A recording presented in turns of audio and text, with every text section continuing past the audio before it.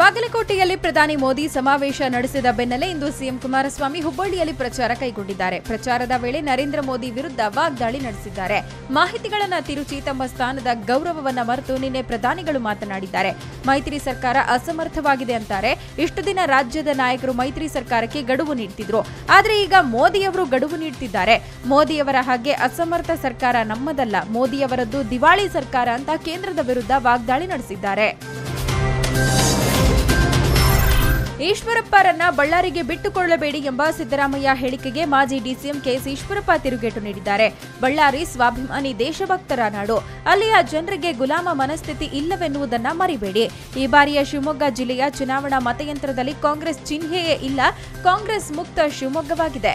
ದೇಶ ಮರೆತು ಪಕ್ಷವನ್ನ ಮಾತ್ರ ಎದುರಿಗಿಟ್ಕೊಂಡು ಕುಟುಂಬ ರಾಜಕಾರಣ ಮಾಡುವವರು ಗುಲಾಮರು ಅಂತ ಸಿದ್ದರಾಮಯ್ಯಗೆ ಟ್ವಿಟರ್ನಲ್ಲಿ ತಿರುಗೇಟು ನೀಡಿದ್ದಾರೆ.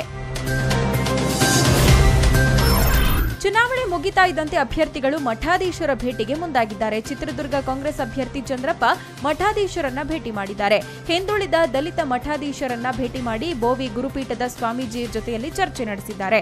ಇನ್ನು ಸಿದ್ದರಾಮೇಶ್ವರ ಶ್ರೀಗಳು, ಶಾಂತವೀರ ಶ್ರೀ ಹಾಗೂ ಮಡಿವಾಳ ಶ್ರೀಗಳೊಂದಿಗೂ ಚರ್ಚೆ ನಡೆಸಿದ್ದಾರೆ. ಮೊದಲ ಹಂತದ ಮತದಾನ ಪ್ರಕ್ರಿಯೆ ಪೂರ್ಣಗೊಂಡ ಬೆನ್ನಲ್ಲೇ ಅಭ್ಯರ್ಥಿಗಳ ಸೋಲು ಗೆಲುವಿನ ಲೆಕ್ಕಾಚಾರ ಹರಿದಾಡುತ್ತಿದೆ. ತೀವ್ರ ಪೈಪೋಟಿಯ ಕಣವಾಗಿರುವ ಮಂಡ್ಯ ಲೋಕಸಭಾ ಕ್ಷೇತ್ರದಲ್ಲಿ ಸೋಲು ಗೆಲುವಿನ ಲೆಕ್ಕಾಚಾರ ಬಲು ಜೋರಾಗಿದೆ.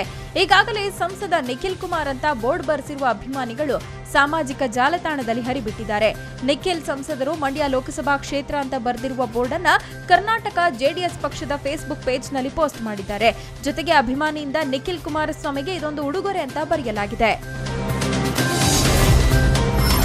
ಪ್ರಧಾನಿ ನರೇಂದ್ರ ಮೋದಿ ಬಯೋಪಿಕ್ಗೆ ಯೋಗ್ಯರಲ್ಲ, ಬದಲಾಗಿ ಅವರ ಕುರಿತು ಕಾಮಿಡಿ ಸಿನಿಮಾ ಮಾಡಬಹುದು ಅಂತ ಮುಂಬೈ ಉತ್ತರ ಕ್ಷೇತ್ರದ ಕಾಂಗ್ರೆಸ್ ಅಭ್ಯರ್ಥಿ ಊರ್ಮಿಳಾ ಮಾತೋಂಡ್ಕರ್ ವ್ಯಂಗ್ಯವಾಡಿದ್ದಾರೆ.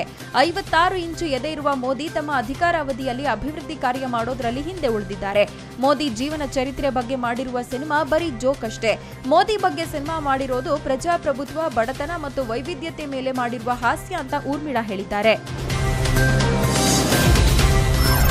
ಸಮಾಜವಾದಿ ಪಕ್ಷದ ಮುಲಾಯಂ ಸಿಂಗ್ ಯಾದವ್ ಮತ್ತು ಬಿಎಸ್ಪಿಯ ಮಾಯಾವತಿ ಇದೇ ಮೊದಲ ಬಾರಿಗೆ 2 ದಶಕಗಳ ವೈರತ್ವ ಬದಿಗಿಟ್ಟು ಮೇನ್ಪುರಿಯಲ್ಲಿ ಜಂಟಿ ಸಭೆ ನಡೆಸಲಿದ್ದಾರೆ. ಈ ಮೂಲಕ ಉಭಯ ನಾಯಕರು ಬಿಜೆಪಿ ಪ್ರಾಬಲ್ಯಕ್ಕೆ ಸವಾಲೊಡ್ಡಲು ಮುಂದಾಗಿದ್ದಾರೆ. ಮೇನ್ಪುರಿ ಕ್ಷೇತ್ರದಲ್ಲಿ ಮುಲಾಯಂ ಸಿಂಗ್ ಯಾದವ್ ಸ್ಪರ್ಧೆ ಮಾಡುತ್ತಿದ್ದು, ಈಗ ಜಂಟಿ ಸಭೆಯಲ್ಲಿ ಐಕ್ಯತೆ ಪ್ರದರ್ಶಿಸುವ ಮೂಲಕ ಎರಡೂ ಪಕ್ಷಗಳು ಮೈತ್ರಿಕೂಟದ ಶಕ್ತಿ ಪ್ರದರ್ಶನ ನಡೆಸಲಿದೆ ಎನ್ನಲಾಗಿದ್ದು, 25 ವರ್ಷದ ಬಳಿಕ ಮತ್ತೆ ಒಂದೇ ವೇದಿಕೆಯಲ್ಲಿ ಕಾಣಿಸಿಕೊಳ್ತಿದ್ದಾರೆ. ಜಾಗತಿಕ ಪತ್ರಿಕಾ ಸ್ವಾತಂತ್ರ್ಯ ಸೂಚ್ಯಂಕದ ಒಟ್ಟು 180 ದೇಶಗಳ ಪಟ್ಟಿಯಲ್ಲಿ ಭಾರತ 140ನೇ ಸ್ಥಾನ ಪಡೆದುಕೊಂಡಿದೆ. ಕಳೆದ ವರ್ಷಕ್ಕೆ ಹೋಲಿಸಿದ್ರೆ 2 ಸ್ಥಾನ ಕುಸಿತ ಕಂಡಿರುವ ಅಂಶ ವರದಿಯಲ್ಲಿ ಬಹಿರಂಗವಾಗಿದೆ. ಪ್ಯಾರಿಸ್ನ ರಿಪೋರ್ಟರ್ ಸಾನ್ ಫ್ರಂಟಿಯರ್ಸ್ ಎಂಬ ಎನ್ಜಿಒ ವರದಿ ಮಾಡಿದೆ. 1 ವರ್ಷದಲ್ಲಿ ಭಾರತದೊಳಗೆ 8 ಪತ್ರಕರ್ತರ ಹತ್ಯೆ ನಡೆದಿದೆ ಅಂತ ವರದಿ ಮಾಡಿದ್ದು, ಈ ಪಟ್ಟಿಯಲ್ಲಿ ಉತ್ತರ ಕೊರಿಯಾ ಕೊನೆಯ ಸ್ಥಾನ ಪಡೆದರೆ ನಾರ್ವೆ ಮೊದಲ ಸ್ಥಾನದಲ್ಲಿದೆ.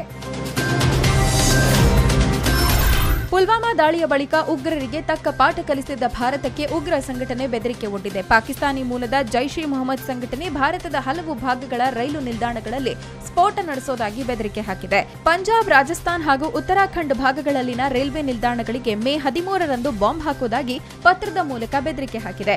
ಈ ಬೆದರಿಕೆ ಹಿನ್ನೆಲೆ ಎಲ್ಲ ರೈಲ್ವೆ ನಿಲ್ದಾಣಗಳಲ್ಲಿ ರಕ್ಷಣೆ ಹೆಚ್ಚು ಮಾಡಲಾಗಿದ್ದು, ಸರಕುಗಳನ್ನು ಪರಿಶೀಲಿಸಲಾಗುತ್ತಿದೆ. ರಾಯಚೂರು ಯುವತಿ ಮಧು ಪತ್ತಾರ್ ಸಾವಿನ ಪ್ರಕರಣಕ್ಕೆ ಸಂಬಂಧಪಟ್ಟಂತೆ ಸೋಷಿಯಲ್ ಮೀಡಿಯಾಗಳಲ್ಲಿ ಜಸ್ಟಿಸ್ ಫಾರ್ ಮಧು ಎಂಬ ಕೂಗು ಕೇಳಿಬರುತ್ತಿದೆ. ನಟಿ ರಶ್ಮಿಕಾ ಮಂದಣ್ಣ ಈ ವಿಚಾರಕ್ಕೆ ಸಂಬಂಧಪಟ್ಟಂತೆ ಮನನೊಂದು ಟ್ವೀಟ್ ಮಾಡಿದ್ದಾರೆ. ಈ ವಿಚಾರ ಕೇಳಿ ನನ್ನ ಹೃದಯ ಒಡೆದು ಹೋದಂತಾಗಿದೆ. ಇನ್ನು ಎಷ್ಟು ಮುಗ್ಧ ಜೀವಗಳು ಅತ್ಯಾಚಾರಕ್ಕೆ ಬಲಿಯಾಗಬೇಕು. ಮಧು ಸಾವಿಗೆ ನ್ಯಾಯ ದೊರಕಲಿ, ಆ ಭರವಸೆ ಇದೆ. ಇದೆಲ್ಲ ಇಲ್ಲಿಗೆ ಕೊನೆಯಾಗಲಿ ಅಂತ ಬರೆದುಕೊಂಡಿದ್ದಾರೆ. ಸಿಂಪಲ್ ಸ್ಟಾರ್ ರಕ್ಷಿತ್ ಶೆಟ್ಟಿ ಮತ್ತೊಂದು ಸಿನಿಮಾ ಕೈಗೆತ್ತಿಕೊಳ್ಳುವ ಸಿದ್ಧತೆ ನಡೆಸಿದ್ದಾರೆ. ಪುಣ್ಯಕೋಟಿ ಕಥೆಗೆ ಮನುಷ್ಯ ರೂಪ ನೀಡಿ ನಿರ್ದೇಶನ ಮಾಡುವ ಯೋಜನೆ ರಕ್ಷಿತ್ ಶೆಟ್ಟಿಯದ್ದು. ಅವನೇ ಶ್ರೀಮನ್ನಾರಾಯಣ ಚಿತ್ರತಂಡದವರೇ ಇಲ್ಲೂ ಕೆಲಸ ಮಾಡಲಿದ್ದಾರೆ. ಸಂಗೀತ ನಿರ್ದೇಶಕ ಚರಣ್ ರಾಜ್ ಮತ್ತು ಸಿನಿಮಾಟೋಗ್ರಾಫರ್ ಕರ್ಮ್ ಚಾವ್ಲಾ ರಕ್ಷಿತ್ ಶೆಟ್ಟಿ ಜೊತೆಗೆ ಪುಣ್ಯಕೋಟಿ ಚಿತ್ರಕ್ಕಾಗಿ ಕೆಲಸ ಮಾಡಲಿದ್ದಾರೆ. 2020ಕ್ಕೆ ಚಿತ್ರ ರಿಲೀಸ್ ಆಗಬಹುದು ಎನ್ನಲಾಗ್ತಿದೆ.